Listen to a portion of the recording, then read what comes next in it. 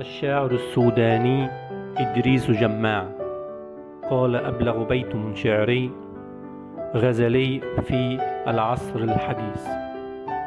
هذا الشاعر قد دخل مستشفى الأمراض العقلية، وهو ذاهب إلى لندن.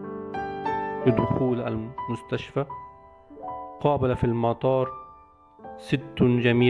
امرأة جميلة مع زوجها، فأطال النظر فيها، فغضب زوجها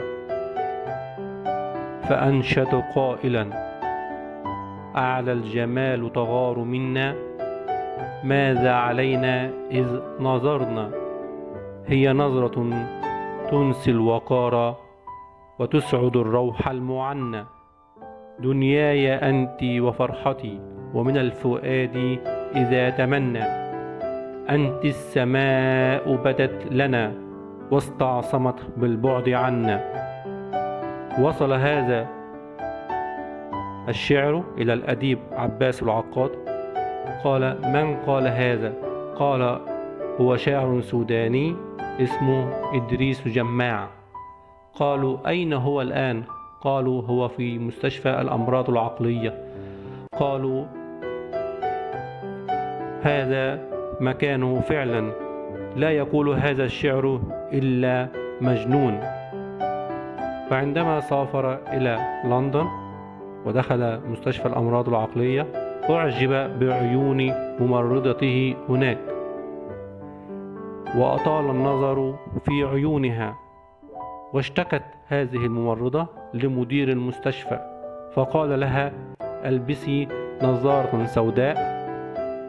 فعندما دخلت عليه الغرفة أنشد قائلا: والسيف في الغمد لا تخشى مضاربه، وسيف عينيك في الحالتين بطار.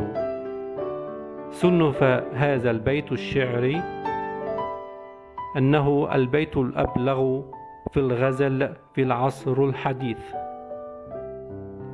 وصف حظه ذات مرة فقال: إن حظي كدقيق فوق شوك نشروه، ثم قالوا لحفاة يوم ريح اجمعوه، صعب الأمر عليهم قالوا اتركوه، أن من أشقاه ربي كيف أنتم تسعدوه. الشاعر السوداني إدريس جماع.